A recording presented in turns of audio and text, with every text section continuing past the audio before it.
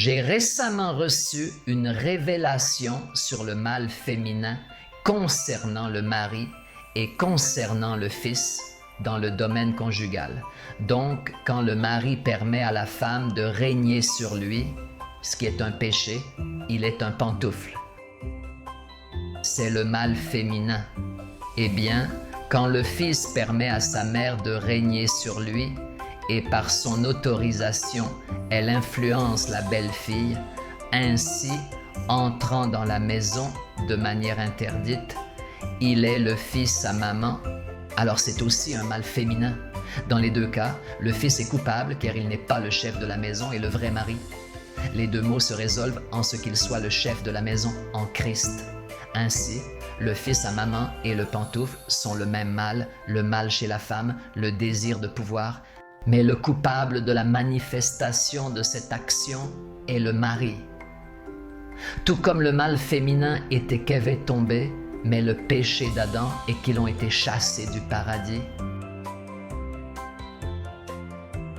Car le jardin lui avait été confié.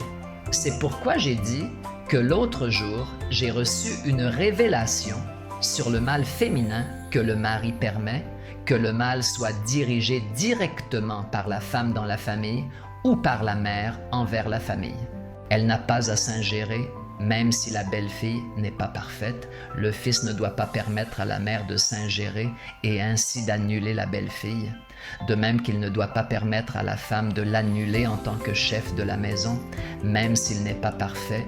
De la même manière, si tu ne permets pas à ta femme de dominer ou de prendre le dessus à cause de tes imperfections, pourquoi penses-tu avoir le droit de laisser ta mère annuler ta femme à cause de ses imperfections?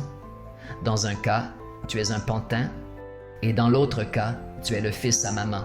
Dans les deux cas, tu es un pécheur et les deux se résolvent en étant la vraie tête de la maison, en Christ. Je ne comprends pas pourquoi vous me regardez comme si vous étiez des pantins ou des fils à maman. Savez-vous comment on appelle un pantin dans mon village? Un prapac.